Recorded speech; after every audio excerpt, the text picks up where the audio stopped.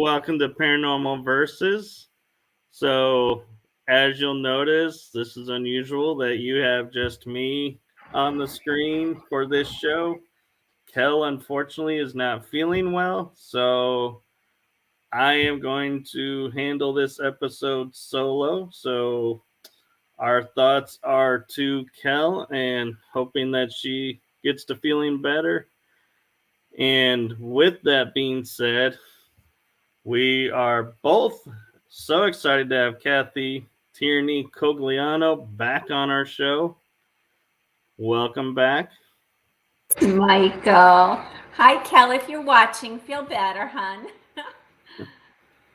So, those of you who may have missed the first episode, I'll give you a quick synopsis. We were discussing our trip to Egypt, the experiences we had.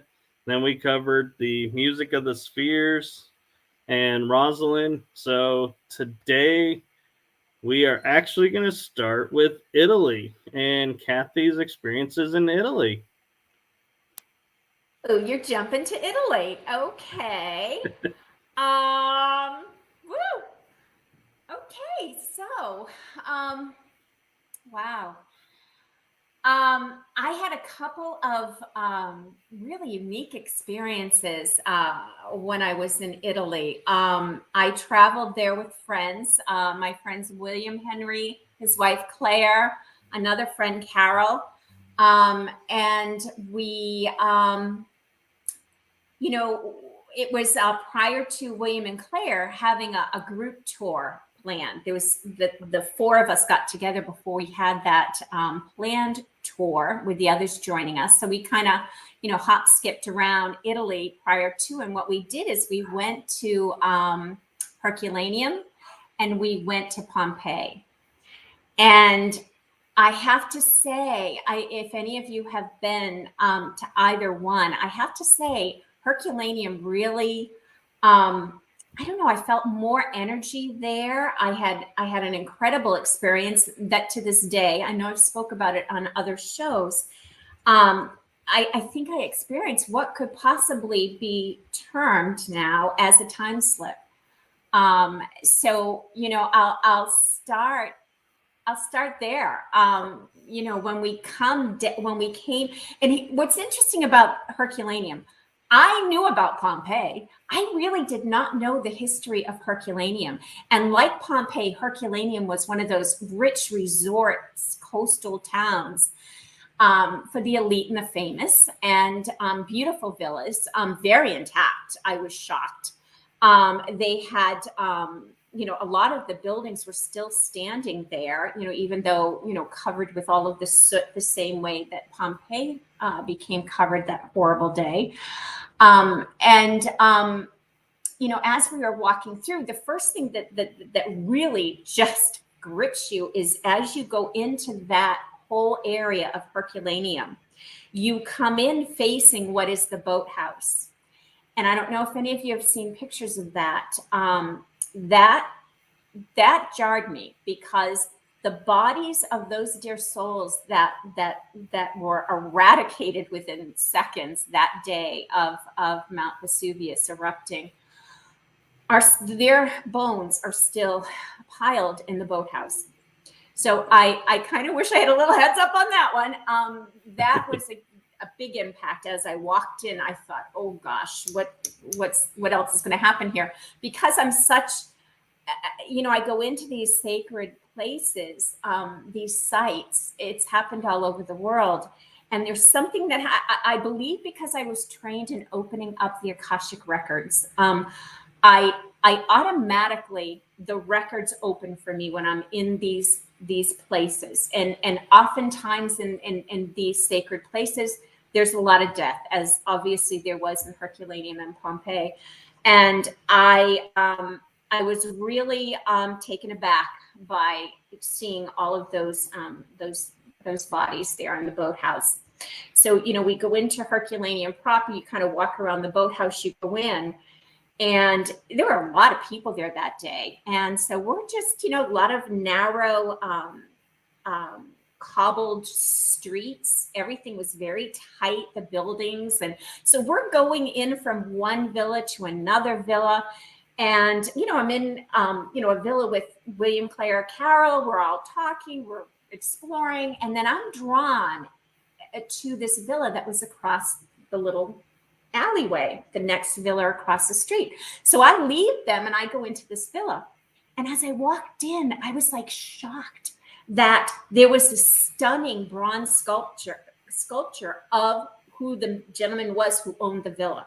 And it's front and center as you walk into this villa, still totally intact. It's as though you saw it, you were in a museum. I was shocked that it survived the devastation. And so as I'm noticing that, all of a sudden I realize, okay, there's no other sound. I'm no longer hearing people's voices. I'm no longer hearing William and Claire and Carol's voices right across the street from me. So I thought, oh, okay, what's going on here? So I leave this villa and I go across the street into the villa that we had been in. Nobody's there. I look around. There's nobody around me at all. It was shocking. And I thought, okay, what's going on? And this has happened before. So whatever plays out here, I'm always made to, and this happened in Egypt at the foot of the Sphinx. Somehow I'm by myself when I have these experiences. And so I start panicking a little bit, a little concerned about what's gonna happen. And so I quickly, run up into a main connecting road within Herculaneum. And I'm, frantically calling and looking for William, Carol, and Claire. And I see nobody. I continue to see nobody. So mind you, there have been hundreds of people around me at one point, and there's nobody now. So I'm walking down this main thoroughfare. And as I get to a crossing point of a road that comes up from where the boathouse was, I can't, it's still kind of hard to talk about.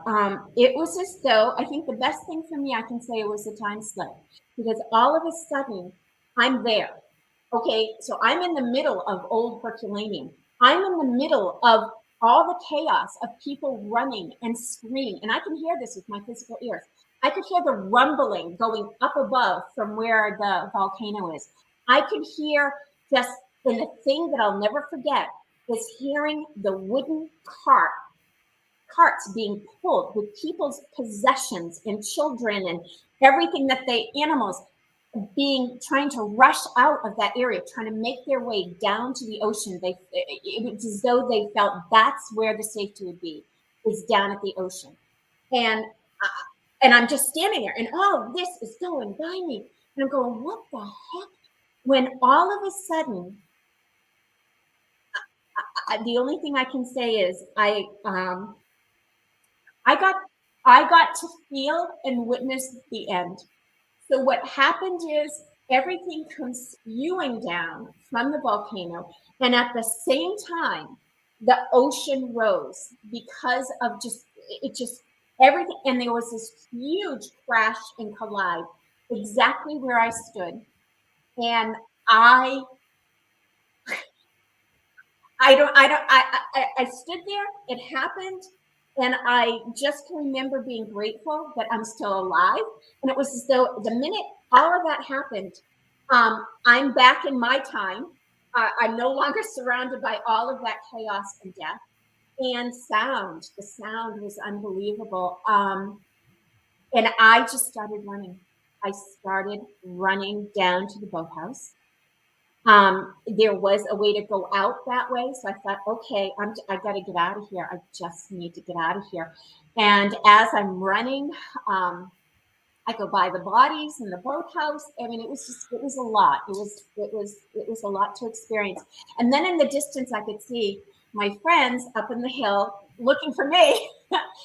And they could tell the minute I ran up and I was out of breath, I could barely hold myself together. And they're like, okay, what happened? And I shared with them what happened. And yeah, that set the stage, I got to say, in a big way, because from there, we then went to Pompeii. And I was pretty nervous, to go from that experience to what in God's name is Pompeii going to bring me?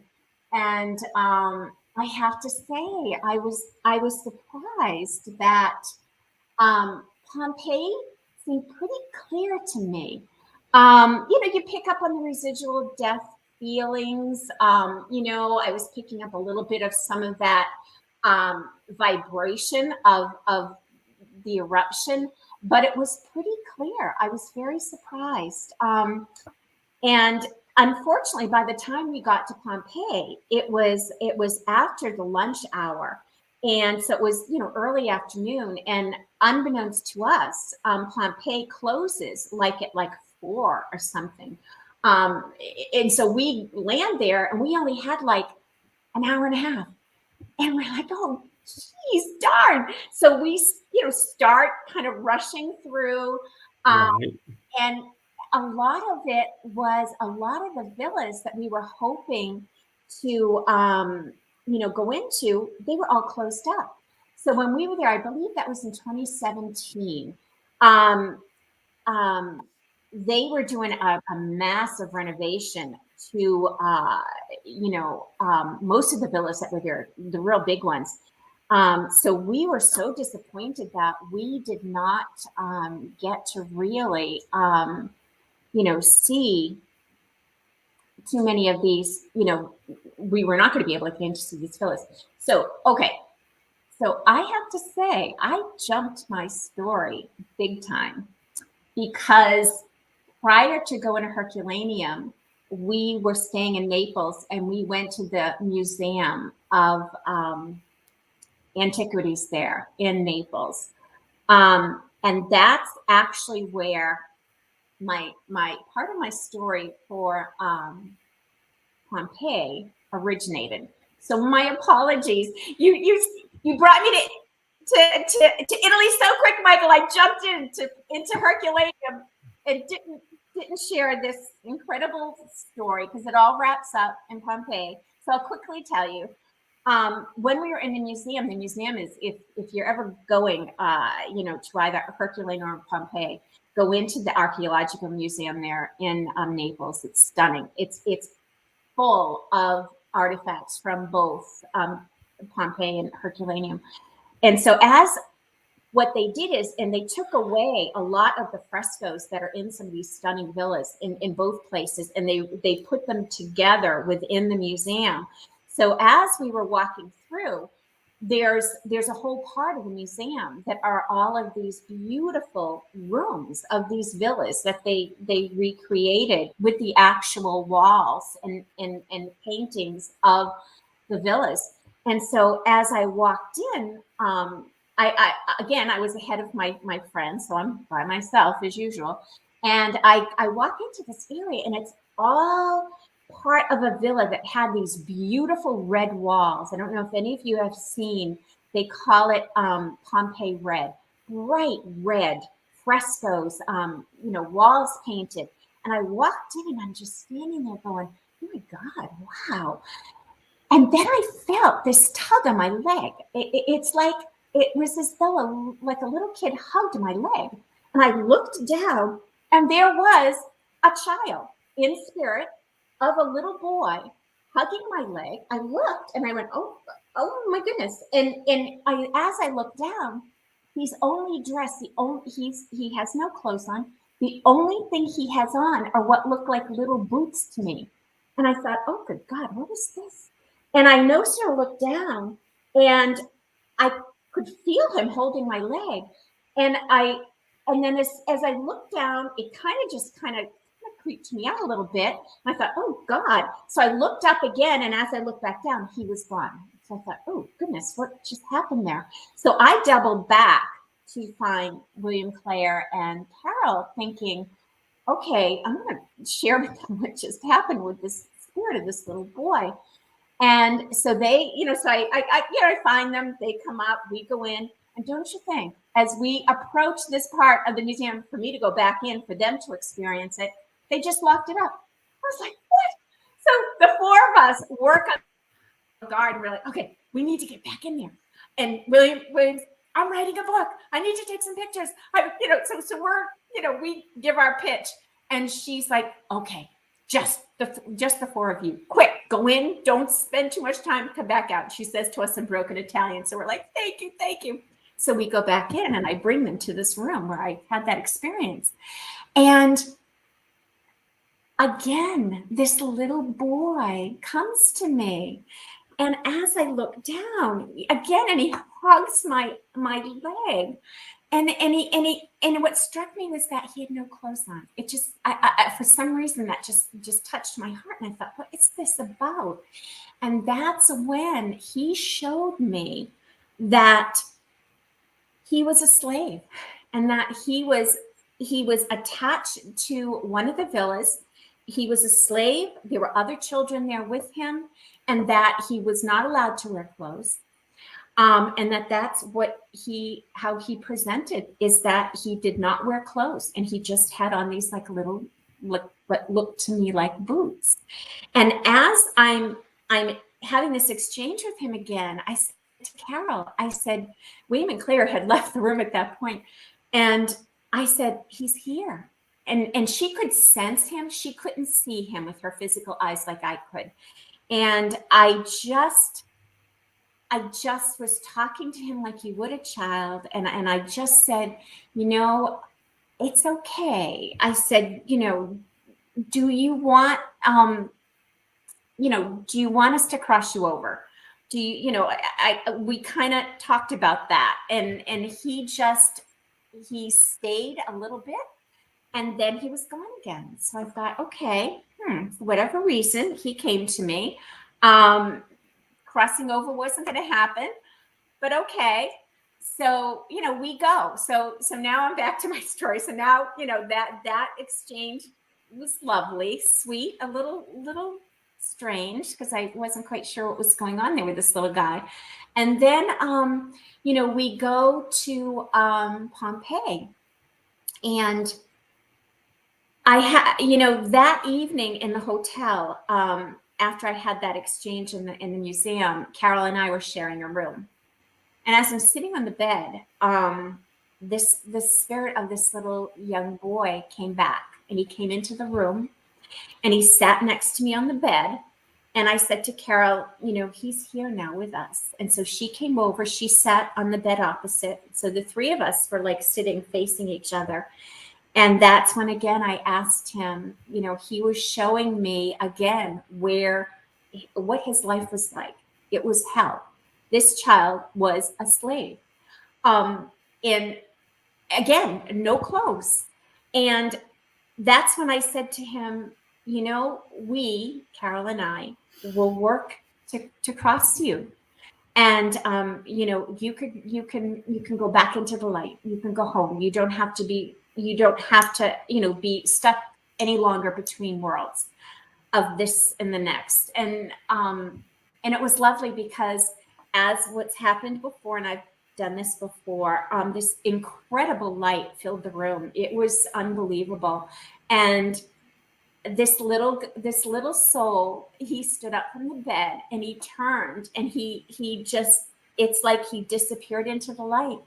And this feeling of peace that came into the room was beyond, it was just beautiful. So I thought, okay, interesting. I guess that's why we were here, is part of this journey was to help this sweet, dear soul to cross from, being stuck between worlds of, what I can only imagine his life was like when he was alive. And now he's at peace. So that was a lovely evening, end of that, and just thought, wow, okay, well done, guys. We did a good thing here.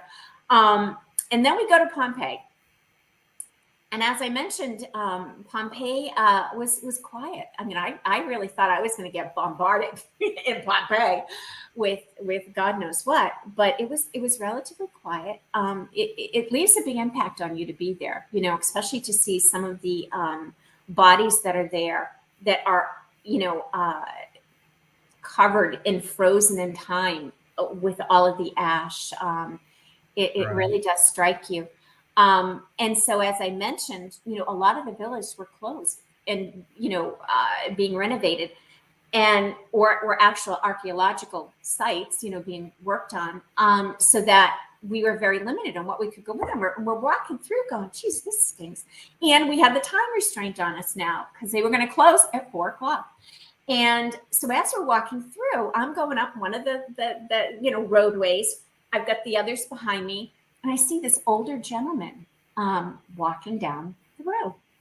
And he's got this big set of keys on him. And every key was like an ancient old key. And it's jingling as he's walking. And I'm going, oh my God. And I intuitively knew. I'm like, all right, this is the guy with all the keys to all the villas in Pompeii. And so I turn around and I'm flagging and I'm waving to William, Claire, and Carol. I'm like, he's got the keys. So we run down. This poor guy, his name is Roberto, sweet older guy, put up with us. And we ascend on Roberto. And we're like, William's writing a book. We were hoping to get pictures. We were hoping to get in to see some of these villas. And, I know you're going to close and da-da-da. And he spoke very good English. And he's like, okay, I'm going to do this for you. So he said, and he pointed to the keys. He goes, I have all the keys to all the villas. And he said, meet me. I've got to close up, because by that point in time, it was 4:00.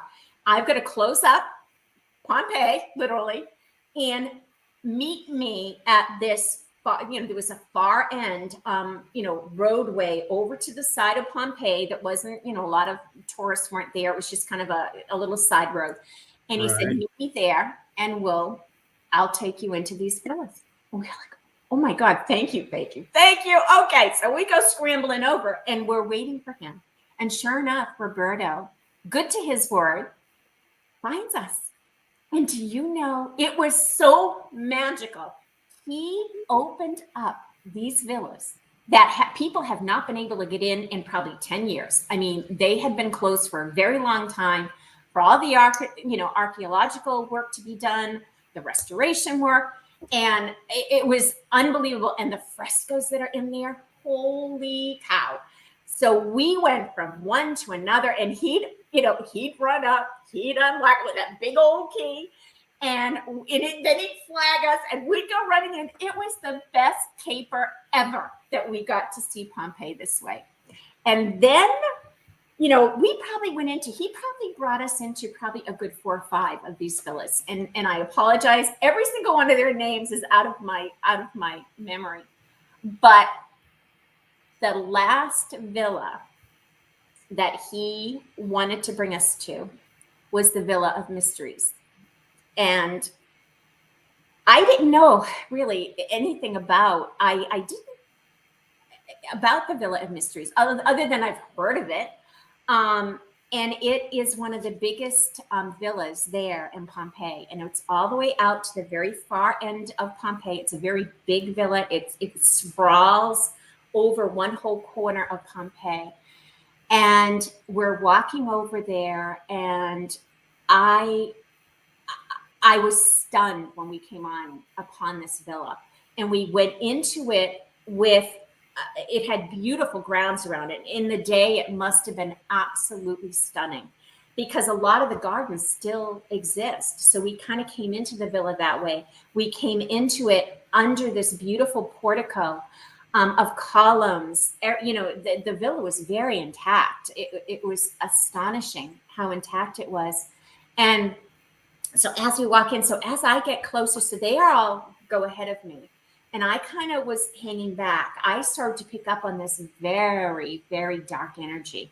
And I thought, oh boy. And so I very, carefully just kind of took my steps. I kind of was, in my protective mode, knowing that I'm picking up on all this around me. And as we go deeper into the villa, we're now within the villa. Oh my God, huge big rooms, corridors, just stunning. And as, my group's ahead of me, they take a left turn. So they're going down the corridor and they take a left. And then all of a sudden I hear them go, oh my God, this is amazing. So I'm thinking to myself, whoa, what's up ahead? So as I get closer and I go and I take that left, they were in a room that was described as having been like a big, huge entertainment area of where they would have these lavish dinners. So in a sense, to us, it was probably like a big dining area. And part of it was open air with columns out to the gardens. But when I turned the corner and I looked in this room, the entire room was painted in that Pompeii red. Painted, and it had a fresco on it that started here on the left, went all the way down and around. And as I stood there and I looked at this fresco, there was a picture of this little boy that I saw in the museum. He's in that fresco. He's standing there naked. The only thing this little child had on were these strapped up little sandals that went up to his knees. He stood there naked. Now you can Google this picture. Google Villa of Mysteries. It'll no doubt show you this stunning fresco. And he's standing there holding, naked, he's reading off of something. So you can tell it's all kind of staged. And the whole fresco is about Dionysus. It's about the cult of Dionysus. And they're depicting an entire ceremony in that cult of Dionysus. And this little boy, who was a slave, was made to be part of this whole fresco. And I lost my breath. I couldn't believe what I was looking at. And as soon as I realized who this was that I'm seeing, I said to Carol, I said, that's the little boy. That's him. And she could feel him. And then I felt him. He came again and he stood next to me, stood next to her. She couldn't see him, but she could feel his energy. And he proceeds to show me how he died. So during all of this, the owner of the villa did not leave the villa. He took himself. I don't know if there were any other family members, possibly, but the slaves were made to stay. They weren't allowed to flee. So this little boy had to stay, and they all went down to the cellar of this villa. And that's where they perished. And that's what he showed me. And I thought, oh, good God. And, you know, again, you know, it was this feeling of what this little boy's life was like. It was heartbreaking, absolutely heartbreaking. But he was so sweet because it was like important for him for us to see how he died. And that was almost like the last part of his story with us, was that he had to show us that for whatever reason. I think it was his closure. So I think it was his way, and this is just me interpreting this, of closing that lifetime, of letting go of all of that was in that lifetime, and he was free. And and then he was gone. It was as though he was there, then he was gone. So he came back, I believe, just to show us where he died. And Roberto, you know, I'm crying at this point. So the others were kind of like, of course, they didn't know the whole big story. And so I just said, you know, I'm sorry, I just need a moment. And so they kind of went off and went out of the villa at that point, and I stayed behind. And I just had just some moments where I was just remembering this little boy and the exchange I had with him. And only to go outside to have Roberto, to have reality hit me in the face. And Roberto is trying to coax Carol and Claire and myself to go down to the cellar of this villa and have a bottle of wine. I'm like, oh my God, there is no bleeping way I'm going down to the cellar in that villa ever. And I just had to laugh. I mean, it was like, okay, that was my reality check. That was like, okay, get out of the heaviness of what just all happened. And it was like, holy cow. I mean, I laughed my ass off. I was just like, oh my God. Roberto, that's never going to happen. And he's laughing. He's trying to coax us. He's, come on now. Come on. I got a beautiful bottle of red down there. And I'm like, no. So I don't even know what Roberto does in the cellar of the Villa of Mysteries on a good day. I don't want to know. But I just thought it was so comical that after, that little bit of a heavy exchange there with our sweet little friend, that we were being invited to go down to the cellar of death to have red wine with Roberto. I mean, that memory hangs with me whenever I share this story. I just think, you know what? Thank you, Roberto. We all generously tipped Roberto, and we took some pictures with him, and we exited Pompeii. But it was a remarkable visit to Pompeii. I'll never forget it. And every once in a while, and I've written about this. So this has been in Outer Limits magazine with my dear friend Chris Evers. They published it, and I've spoke about this to other groups, this story, and it always does just touch my heart, that this little boy, from thousands of years ago, we were able to just help him cross, and he's in a better place. He's at peace, his sweet dear soul, and that was my experience in Pompeii.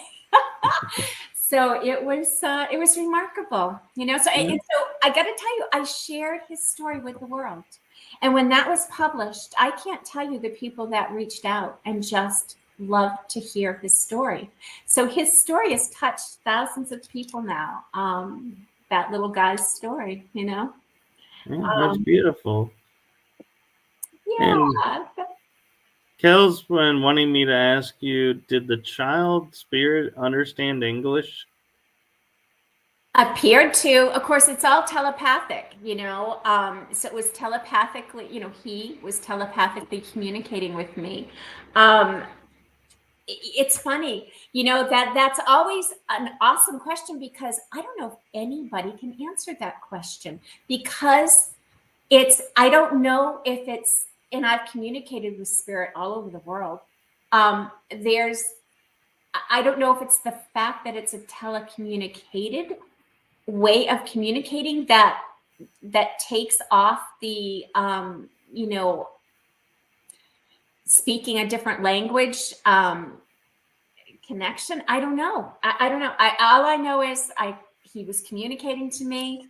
We obviously knew, I knew what he was telling me, a lot, showing me. He showed me a lot. So a lot of it, some talking, but a lot of it was being shown to me, for sure. Right.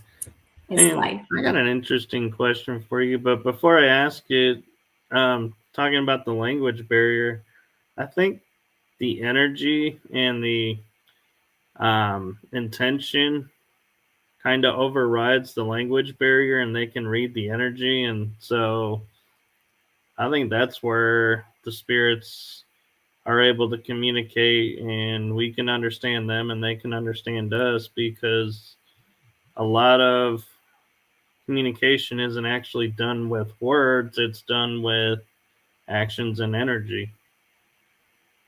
I agree, Michael. I agree. And I don't know about you, when you've had your interactions with spirit, a lot of times they show me things. So either I'm taken somewhere where they're showing me, they bring me to a place that, they loved, a place that they enjoyed being in, or they'll show me photographs. There have been times when I've had spirit come through and show me a photograph, and I describe the photograph to whoever, their loved one is who's communicating with me, and I describe the picture that they're showing me, only to find the actual photograph and say, okay, this is the photograph. And I said, yep, that's exactly what they showed me. So it's funny for me, a lot of times that'll happen. They'll show me things. Yeah. And yeah, So the question I have for you is, because I have a similar ability of certain places being able to, like you call, time slip. My question to you is, do you think it could be because you were there in a past life, and that's why you can easily time slip in and get the experience, or do you feel like it's something different? I've gone around about that, Michael. I think that could be part of it. I also think for me, I am extremely sensitive to the earth energies. So to the ley line energies, to the aquifer energies, to the magnetic ley lines. That's a big piece for me. So of course, in any of these sacred sites all over the world, that's part of what that is. I mean, that's, the ancients built these sacred sites on these ley lines, on these cross energy lines. So I do know, for me personally, that's part of what happens. I think is there's that anomalies are there, and I'm extremely susceptible to them. And I've learned that through past lives, that this is something I've experienced and I've been very sensitive to in other lifetimes, and have used these energies in other lifetimes. So yeah, I think there's that. I think there could be a past life connection. I don't know. I mean, that was a crazy experience, I will say to you, in Herculaneum. And it was okay, the best way I could describe it, and I know it's a little dramatic, but that's how it felt. It's like being at the Big Bang. It was like, bam, you had the ocean and you had the volcano eruption come. And that was the end. That was the end. That might also explain why they were turned to ash, is the water and lava hitting at the same time would have flash froze, possibly, because you have the cold of the ocean hitting the heat of the lava, and science does its thing, and boom. I think so. Yeah. Yep. So yeah, that was touches me every time I talk about those two experiences. So we do have another region of area, if you're wanting to jump to, where both of us traveled to, not at the same time this time. We were different trips, but do you want to talk about your experiences in France? Sure. I find it remarkable, Michael, that you and we had this parallel thing going on. So it's like, we meet in Egypt. We're having these parallel cool experiences. We both can communicate with spirit. We both are just, love it. So one of these days we're gonna have to travel together. I'm just putting that out there for the universe to just let happen. I'm open to it. Yeah, same. Yeah, France. That, again, it's so funny. I traveled there with William Henry, his wife Claire, and a group of beautiful souls. And William and Claire had a whole group tour planned, and I jumped on board. We actually spent some time in England before that tour, and then we went on to France together. And it was all about the Cathars, that particular trip, that history of the Cathars. And, and doing a little bit of research before that trip. It's funny, I don't always do my research because I'm intuitively told by my guides, there are some things I'm meant to go and experience without all of the knowledge prior to. But for whatever reason, I did do some homework on the trip to France. And one woman in particular came onto my path in doing my research, is Esclamande de Foi. She was a very high-level Cathar priestess, and she grew up in the region of southern France. In particular, her family were of noble descent. They had a castle in Foix, and Foix was in the same region as Carcassonne, that area of France. And so I, did a deep dive on her, and she's a remarkable woman, and learned a lot of the Cathar history. So that was a piece of that trip for me. And we climbed Mont Ségur, where the last stand of the last roughly 200 Cathars took place. And that Mont Ségur, that stronghold at the top of the mountain, was actually in Esclamande de Foi, in all of the upheaval that was going on at the time with the persecution of the Catholics trying to, eliminate the Cathars. She used her funds to reinforce the stronghold on top of Mont Ségur. And I know you were saying, Michael, you climbed up there as well. It's a remarkable place. You feel that history around you. You feel those, that last group up there. I can only imagine they were up there for, I want to say it was about a year. They held off the Pope's armies, and that was their last stronghold. So, held that in great reverence in my heart as we climbed up to Mont Ségur. And it was remarkable to sit up there in the beautiful silence and peace that there is still there. And again, that was another place I thought, gosh, what am I going to pick up there? But I truly picked up just peace.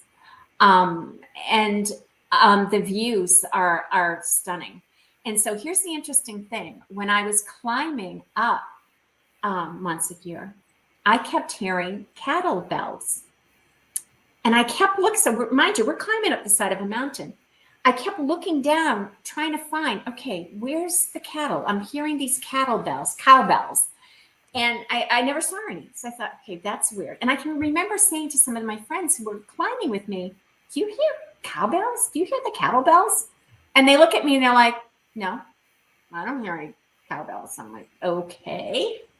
Only for me to come back, after the fact and realize that there are hymns of the Cathars, and they are part of the hymn, part of what is sacred to them are these cattle bells.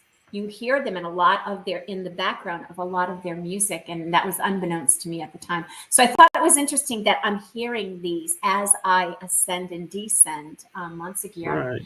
And just these little things and then as we came down, we had a lovely French guide with us, and her and I ended up walking together as we got down towards the end. And as you descend, you go by, I'm sure you saw it, Michael, a beautiful stone cross in remembrance of the Cathars. It marks, their descent. So, when the Pope's men did come, they rounded up all of the Cathars that were up in Mont Ségur, and they chained them. They were women, children, men. They chained them together. They dragged them down the mountain to a point in a field where they gathered them all together and they set them on fire. They burnt them to death. That was the last stand of the Cathars. And it is noted by some of the men who were there in the Pope's army at the time that as they descended as a group in chains, they sang hymns. They were happy. There was no tears. And even as they came down and they were set ablaze, there was no screaming. even the children, they went to their death willingly, knowing they were going to a better place. And so when we got down to that area where supposedly they were, burnt to death in a pyre, I walked that area and I asked this French guide, I said, do you believe, because there was a sign over in like a parking lot area saying this is where the Cathars were burnt to death. And I can remember even just getting off the bus in the beginning, looking over there going, all right, that's not the place. That's just not the place. So as I came down, I said to her, that's not where this happened. Is it where that car park is? And she's like, no. So we walk over to this other field. And the minute I stepped into that area, I just knew. I knew. And again, I didn't know what I'd pick up. But the thing I did pick up on is this most incredible sense of peace. I just walked. I had tears in my eyes. I thought, are there any souls still lingering here that might need to cross? It was one of the most peaceful places I've ever been on this earth. It was beautiful. And it was a beautiful sunny day. And it was as though it was just peaceful. That's the best thing I can say. So, so from having that incredible experience, we then traveled to Lourdes, France. Did you go to Lourdes, Michael, when you were in? I did, actually. Yeah. So what struck me when we went to Lourdes, first thing, our tour bus pulls into Lourdes. I am struck by the commercialization of Lourdes. It's as though it was an affront to me. I was physically angry. I'm thinking, what in God's name? You can see all these little tchotchke shops underneath these hotels that are built up and, selling glow-in-the-dark Madonnas. And I'm going, what is this? This is not right. And it was just an affront. And that's like the first day we land there and we're going to our hotel and we're on these little narrow roads with a big bus and big hotels on either side. I thought, okay, this is just wrong. And so, we get into the hotel and we come back out and we make our way down to where the beautiful basilica is and, where the baths are, where the holy waters are and all of that. And that is beautiful. So that's what I wanted Lourdes all to be. But yet there is this kind of touristy thing going on. And I thought, okay, all right, it is what it is. And so our first day out, we ended up going up into a little village where Saint Bernadette grew up. And her father was the milliner there. So he ground the flour. Their home is still there. I don't know if you went to their home, Michael. Did you guys do I'm not the sure Saint Bernadette thing?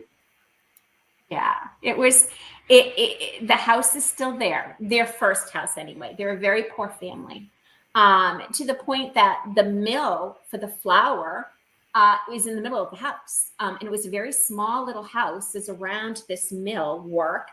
And as I went in, I could hear with my ears, my physical ears, I could hear the family. I could hear I could hear laughter of children. I could hear, older voices. So there was a multi-generational family in the house. And I thought, wow, I guess I didn't know what to expect there. I was pleasantly surprised. And then I also saw, I was shown, Spirit showed me Bernadette, who was, I guess now I know, I didn't know at the time, was very close to her grandmother. And Bernadette as a child was very sickly. And her grandmother shared a bed together because her grandmother was that much older and she was not well as well. So they kind of got the choice bed in the house. A lot of the family slept together in the kitchen on the floor. I saw that. It was like this little snippet out of time of Bernadette's life. It was remarkable. And, so from there, we ended up going to, then back to the hotel to Lourdes. And our second day, we were going to, go into Lourdes proper. and have time at the beautiful basilica there. And it was arranged for us to go as a group to the sacred waters, to go into the baths at Lourdes. And my friend and I, we had been out, we had a plan to meet at 2:00 at the baths. And we were running late. So, you know, we run up and we join our group, and our group was that much further ahead of us. So as you go into where the baths are, I'm sure you remember, Michael, there's a male bathhouse and there's a female bathhouse. Right. And of course, the female bathhouse had the longest line queued up around it to get in. And so our group split, you know, the guys were, you know, going into the guys' bathhouse, and us gals, you know, and we, my dear friend, her God-given name was Mary Magdalene. I won't say her last name, but her God-given name was Mary Magdalene. So I'm at Lourdes with Mary Magdalene.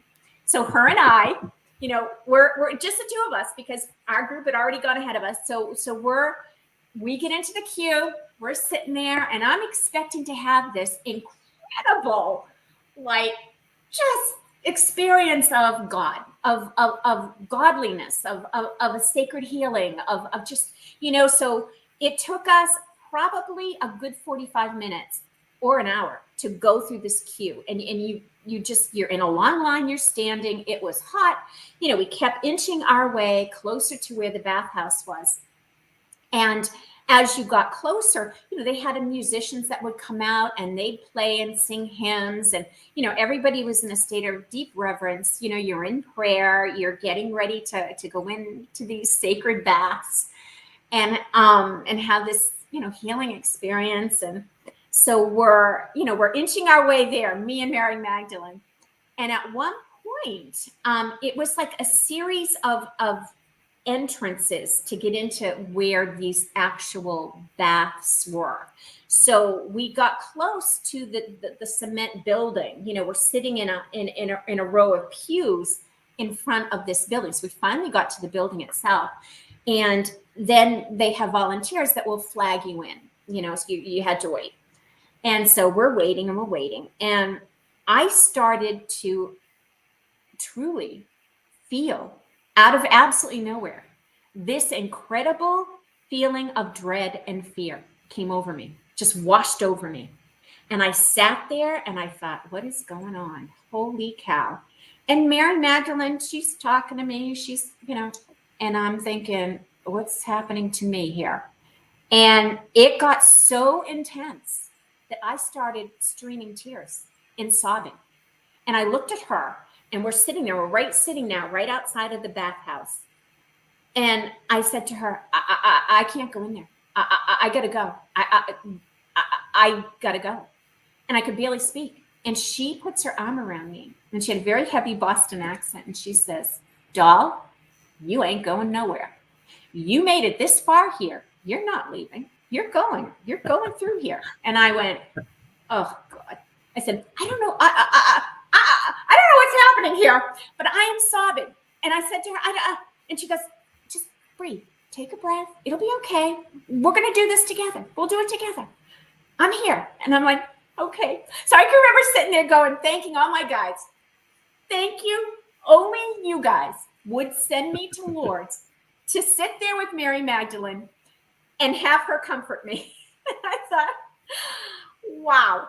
So we go into another phase of the bathhouse. I don't know if it was like that, Michael, on the men's side, but there was like the series of curtained doorways. It was crazy. It reminded me of Oz, with the Wizard of Oz behind the curtains kind of running the whole show.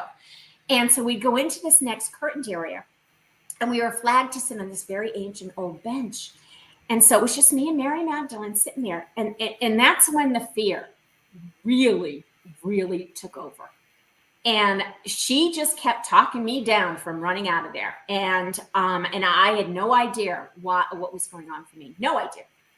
I was so looking forward to doing this whole thing at Lourdes. And and again, you know, we get flagged up. You know, we had these women flag us to go into this next curtain area. We're sitting on another bench. And I thought, oh my God, I got to get out of here. I cannot do this. And again, sobbing. I said, I'm going. I can't stay. She goes, you're not going anywhere.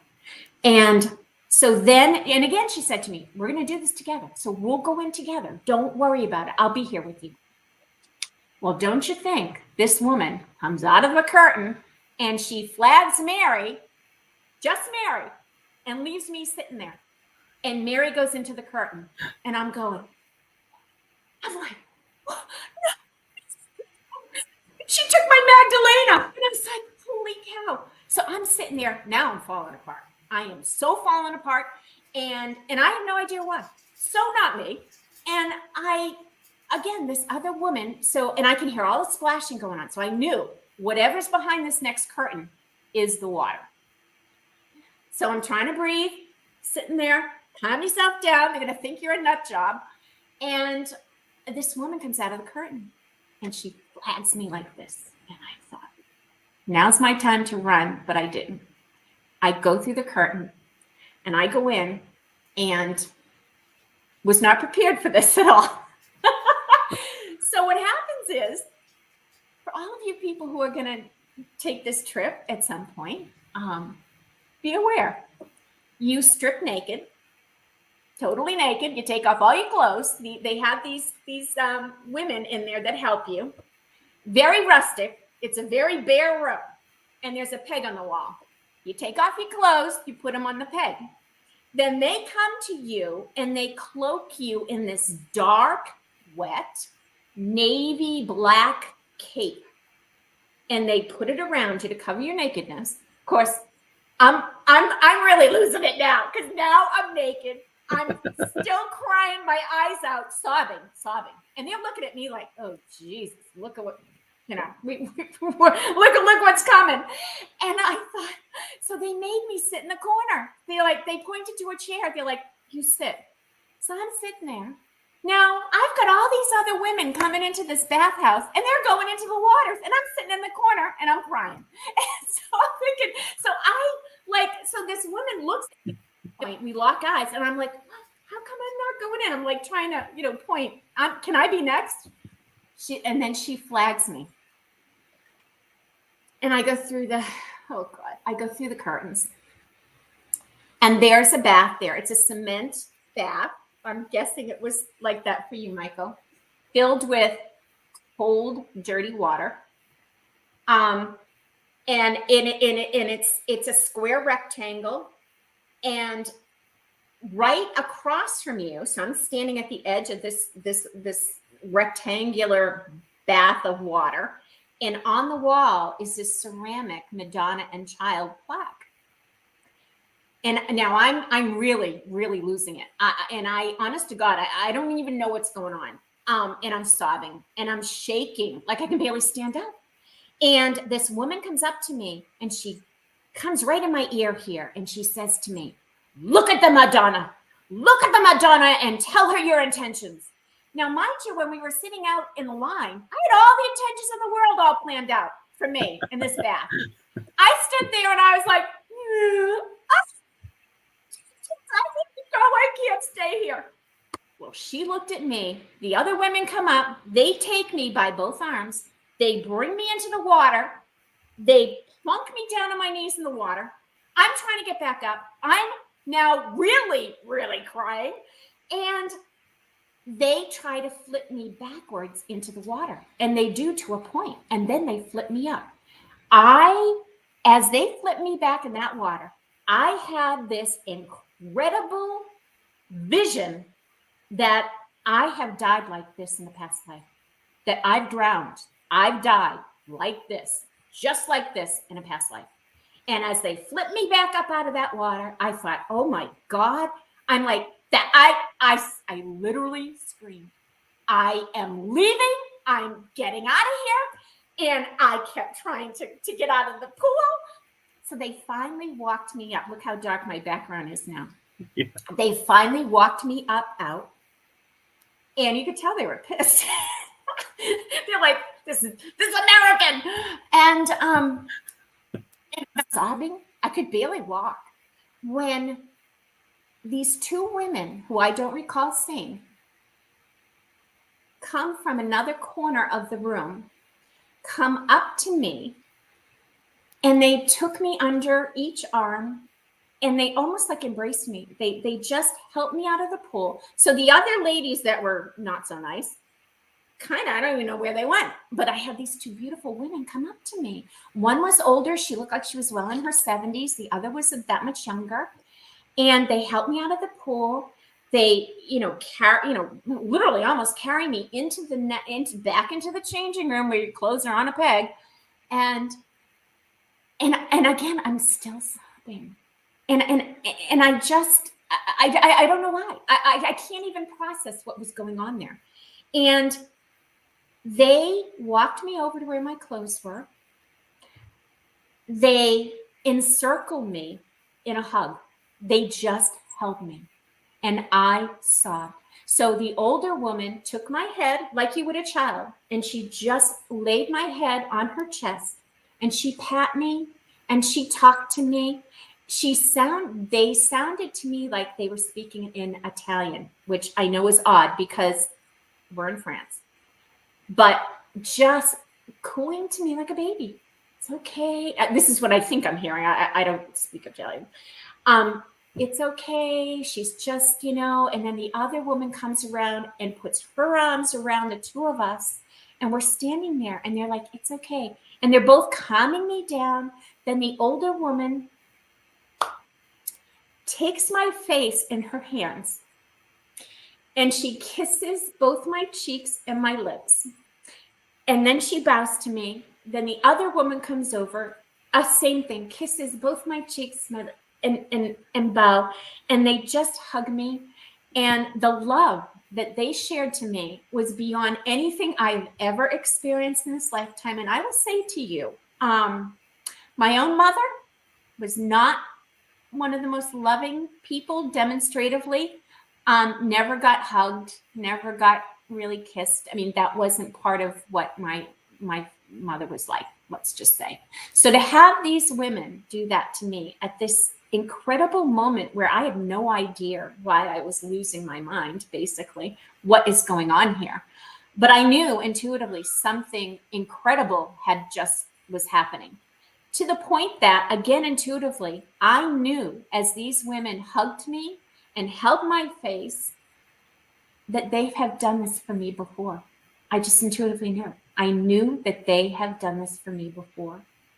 And it just, oh God, I can picture them as clear as day now, and I can feel their love. And they helped me dress. So another note to anybody going to Lourdes: do not wear super tight, skinny jeans because your body's soaking wet. They don't give you a towel, and you try to get back into your skinny jeans. It is not pretty. And they're helping me get dressed. And so again, I'm dressed, and I'm still crying. And they're just, again, big hugs, the kiss and the, oh.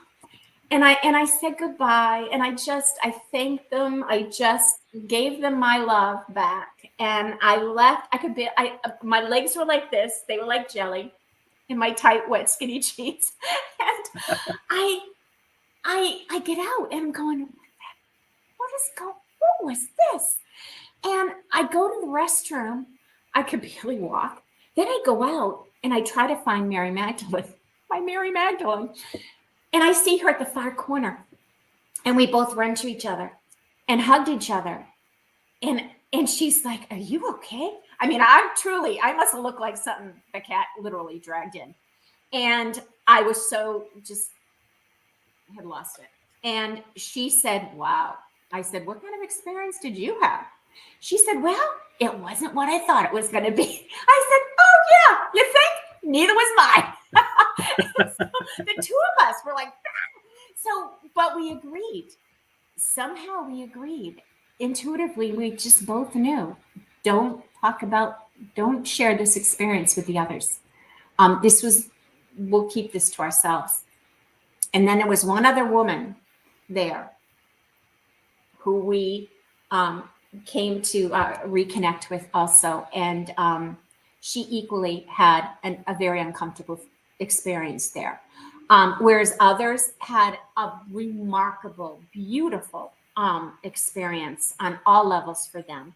So it was interesting that the three of us, and again, intuitively, even this third gal, she intuitively knew. We all agreed we're not going to share our experience. It's ours to hold. We're not going to share it. Right. And so I come home from Lourdes, and I've spoke about him before, Michael, I think in our first episode of my very, very profound teacher that came on my path. His name is Xenos. He was very anxious to hear about my experience in Lourdes. So I wrote him a very long letter, email. I detailed my entire experience I just spoke of. And he wrote me back, and I'm going to read to you what he wrote me, because I was shocked. But it made all the sense of the world. So he said to me, I am glad that you had a special connection with Bernadette in her home. As you have felt, it was a very loving home and a place where she was happy. And that's exactly what I did feel. They were a happy, beautiful family. The grotto, the church, is on the right place. However, I had picked up, I did not know this, but above the original grotto where the Blessed Mother appeared to Bernadette is another grotto above. And when I was there, I was pulled to go up to the upper grotto. And I felt like, as I stood there, it felt familiar, but yet it felt like, gee, did the church get this wrong? Was that lower grotto maybe not the original grotto, but this one up above was? So, that kind of, was an experience. I thought, well, this is interesting. There's two grottos. So he's referring to this, where I was questioning the grotto, which of the grottos was the original. He says, one of them was he said, you picked up on the other grotto because you have 2 lifetimes in the Lourdes area. One of them was also as a Druid priestess. And in those days, both the grotto where Mary appeared, the lower grotto, and the other grotto were sacred areas. And you were in charge of the upper grotto, which is why it felt more original to me. So that's why it felt familiar to me when I walked up there, was that I had had a past life there in that area, and that I was in charge of that upper grotto. The trauma at the baths relates to the second lifetime. In that lifetime, you were a Breton craft witch and were once again in charge of the area of the springs. Breton craft is a good white witchcraft tradition, and it's a French tradition. It deals with guarding the forests and the springs and with various healing rituals, which is all I do right now in this lifetime. The witches wear a cloak called a forest cloak and wear nothing underneath it so that they can access the solar form of earth energy. The cloak is black in color so that they can blend in with the shadows of the forest. You will notice that this is a close resemblance to the cloak that you were wrapped in. In that lifetime, the groves were raided by fanatical Christian soldiers who cut down the trees and killed all the witches by drowning them in the sacred springs. You were drowned just where the baths are now situated! ! You also died in great distress because you were the senior priestess and you believed, wrongly, that maybe you could have saved the other lives. Because of that wrong belief, which was unconsciously holding you back spiritually, it was necessary that you re-experience the trauma, but this time emerge alive with neither you nor your companions being physically harmed. So I had to have that dark night of the soul. I had to re-experience that lifetime. And he goes on to tell me that, oh darn, I don't have the next page, rats. That the women who were so kind to me, They were my mother and grandmother in that lifetime that I died there at Lourdes. So they came to me again in this lifetime to offer me once again love and comfort that, as I said to you, I intuitively knew they had done this for me before, and they had. They were my loving family in that lifetime. So he wrapped it up with his letter, and what Xenos would do for me is, he would, like this, he would share these lifetimes. He would acknowledge them for me, only if I had an inkling of what the lifetime was. He would never just go, oh, hey, by the way, you had XYZ as a lifetime. Right. So it's interesting that the Breton Craft Witch, there's not a lot of information out there about it, but that resonated so much for me, I can't tell you, that I work now. This is part of who I am in this lifetime, with these solar earth energies. And Michael, we had a bit of a discussion before we came on air that I mentioned it as we were talking about Herculaneum and the energies there. I am so susceptible to these energies. So this is something I've come back into, in this lifetime. I'm still able to tap into those energies. They're energies that are familiar to me. I use these energies in my healing work.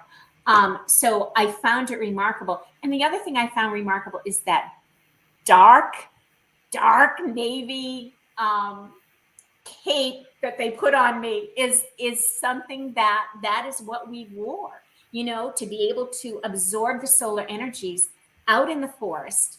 And so the whole thing, it just was a remarkable experience. Again, I have written about this experience. It has been published. I've done a presentation on this experience with a lot more of the history of the Cathars related to it, but that there's a big plan afoot here with me, and it's all to do with this sacred travel for me, going back. And it appears that it's all connected back to past lifetimes. Egypt, France, Italy, possibly Italy. It for whatever reason, and I think it's connected just intuitively. I have a sense it's connected to the fact that I can tap into the Akasha, that it's there, that, it's out there. And that when I come to these sacred places, it almost opens like a portal of sorts, I guess, that I can step back into these lifetimes and experience some of those lifetimes. And it's remarkable. So I know my teacher, he came on my path in 2015. He left us in 2018.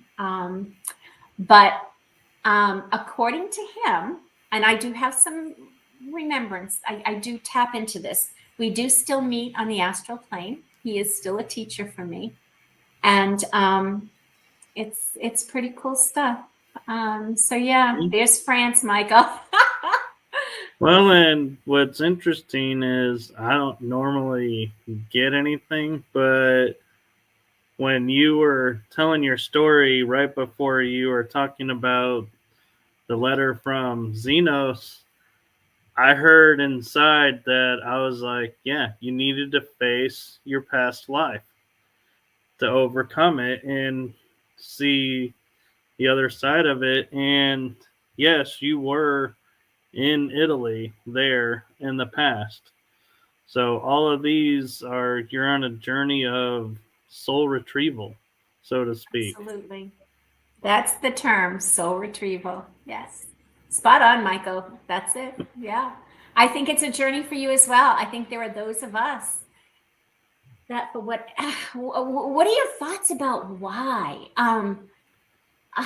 I don't know. I just why is because we let part of ourselves, because we felt like, so my opinion of it is like in our lifetimes we always want to be remembered for something. We want our lives to matter, so we leave parts of ourselves behind. Well, now that's the time of I hear a lot of people saying the Great Awakening or the return of a friend of mine, Alex Collier, says, this is a time frame where all timelines are merging into one timeline.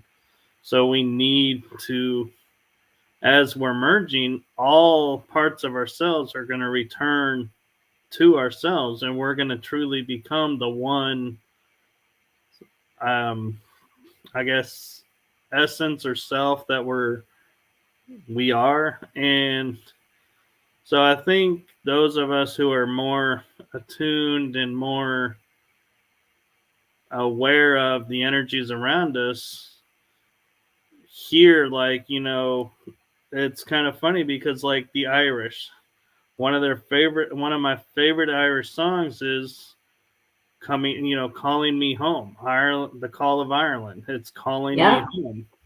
Yeah. So when I go on trips, I feel like I'm being pulled there because I'm going home to retrieve a part of me that I left to move on to the next. And so, yeah, we're on a journey of soul retrieval. We're on a journey of finding our oneself. That's the term I was looking for, oneself.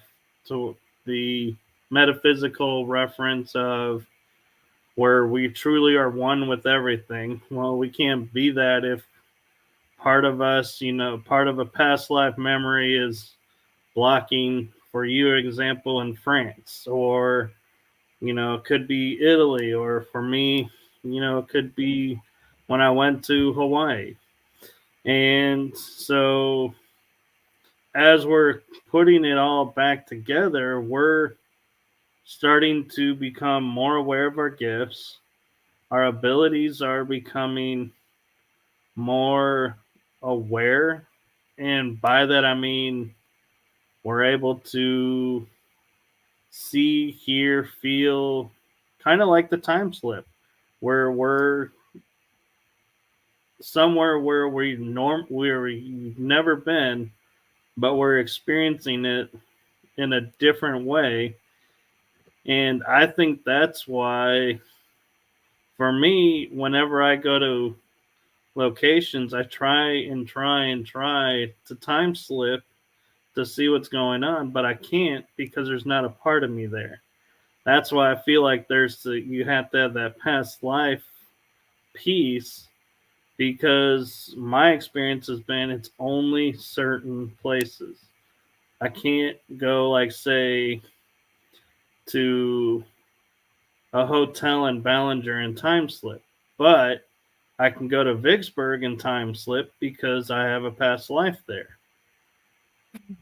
I've had past lives in different Civil War battlefields. In certain fields, I experience differently. Yorktown, I experienced differently. But it's interesting that, like you're saying, yeah, as we're being called to pull everything together and become, like, I guess, to quote William, our rainbow body self is calling us, and we're taking our steps towards it. It's funny, as you talked, the phrase that I kept hearing is one is all is one. And that is the tenet of Vedanta, which is, I've been called to the teachings of Vedanta, which are very ancient teachings. They kind of originated with Sri Ramakrishna. So it's a Hindu construct, but they believe in all of the prophets, and truly their mantra is, one is all and all is one. So there's no denomination. We're all the same. We're all, whoever you worship and you honor that. And it's just like, I don't know why though, that phrase was coming to me as you were talking. But I think you're right. I think it's absolutely soul retrieval. Yeah, that's been a big part for me in this lifetime. There's Crazy. there's a question in the chat room if you have time, because I know we're 20 minutes over. Oh God, I'm good to say. How can I see the chat room, Michael? I wasn't able to see it. I'm not. Do you see a tab on your right that says I got it. I was clicking into private chat. And, oh yeah, that's just for you and I. Comments. Hey gang, now I can see everybody's comments. So what one, Michael? Nickname is asking. She's came in late, so she doesn't know if this has already been asked. But to answer your question, Nickname, no, this question was not asked, so we're gonna ask it now. What could be the UFO paranormal connection be?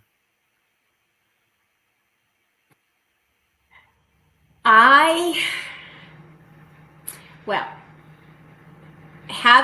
being an experiencer, having had contact, I do believe the two are related. I just even know since I was a child, it started off for me having paranormal experiences. Then it went into seeing craft. And so I've always just kind of equated the two to be one. There's the one. And that I think just from people I know that I've spoken to, like yourself, Michael, I do feel that there is a connection. Do you? I mean, it almost feels like, you open that paranormal door and you tap into, what powers, what spidey powers you may have. And then that door opens to, a UFO connection, or vice versa. So I do think, good question. I do think that for me, I feel they can be totally related. Yeah, I agree as well. And Nickname says she agrees. Thank you. Yes, thank you. One thing I like to clarify is, so paranormal by definition is anything that's unexplained. So the paranormal for me covers UFO, covers stargates, covers wormholes, covers interdimensional travel, interdimensional beings, cryptids. There's a whole host of things that people get hung up on because we watch the paranormal TV shows where they're always ghost hunting, that's the paranormal field, and that's just a small piece of it. So yes, there is, I would say, UFO paranormal connections to a lot of things. And without causing too much controversy, because I'll save this for another show, because it would need a whole show unto itself or a series. But we were all seeded by extraterrestrials, so the UFO connection has been around since we've existed. So we're just starting to become aware of what our ancestors knew, and that's why they were more advanced and could build these megalithic structures that we can't even begin to fathom, because they were in tune with a whole nother set of energies that we were, I like to say, robbed from, but we were taught part from, so we lost that, and we're just now starting to be able to get it back. I agree. And again, for another show, because I know we didn't get to it last show, we talked some Egyptian experiences, but that's exactly the message I got when I had contact with a being while I was in Egypt. That's exactly what he told me, is that they were here, they came to help establish our ancient civilizations. They still watch out for us. So I find it so interesting that yesterday was the start of the Galactic New Year. Yesterday was the start, and we had the hearings in Washington. And it could not have kicked off on a better day, if you ask me. I thought the serendipity of all of that to be remarkable, and that yeah, it's the door's been cracked open.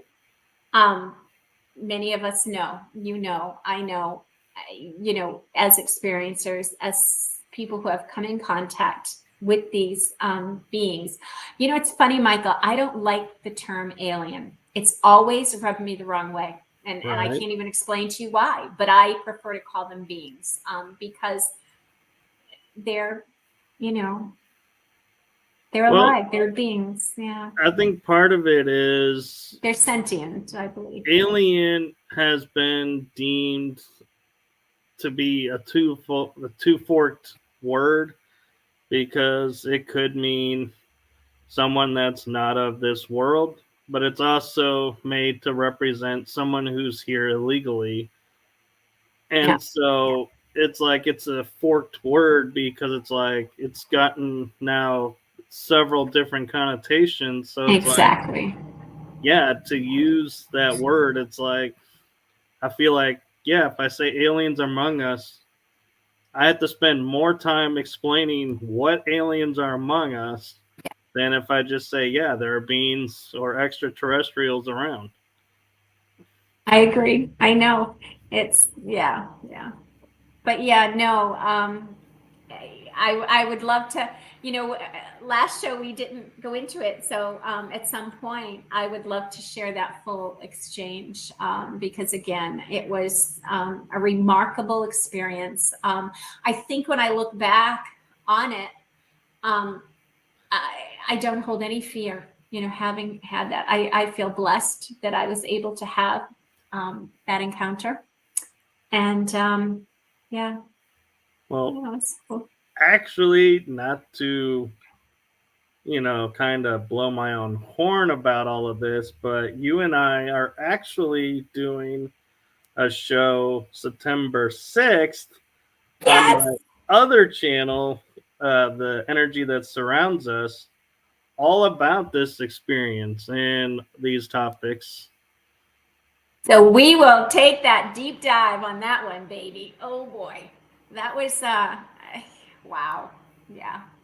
So that's why to have everything unfold the way it did yesterday, and to now have people talking about what they're seeing, and having a bipartisan response as in unity to accept that this is happening.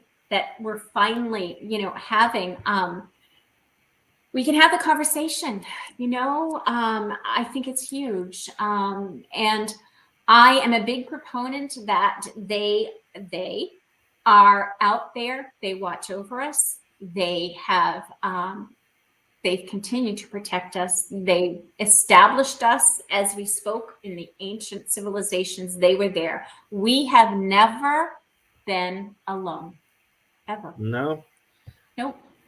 And and I am going to say for the fans of this show, I know this was set up to be the part 2 of our conversation, but everyone, we have still so much more to talk about with Kathy that we're actually going to have to put together a part 3.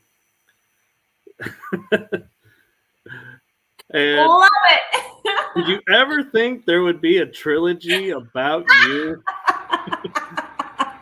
Well, kinda. I had a 2-part series published in Phenomena magazine about my Egyptian travels.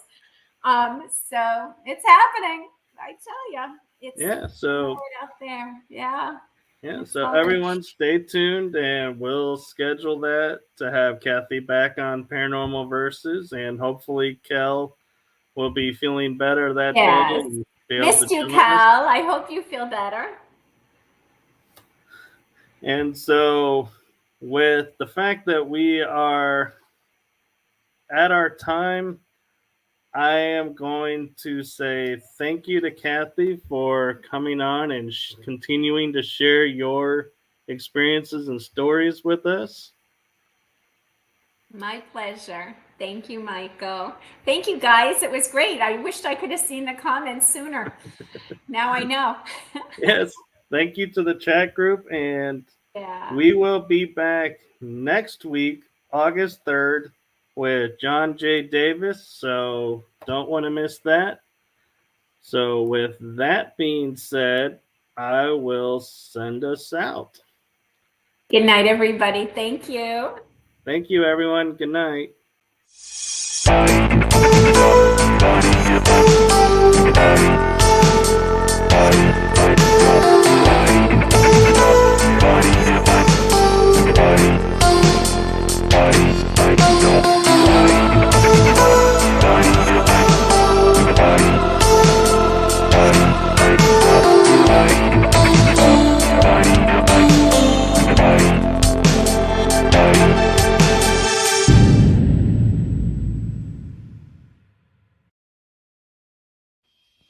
Thank you for joining us at Paranormal Verses. Hope to see you on our next episode.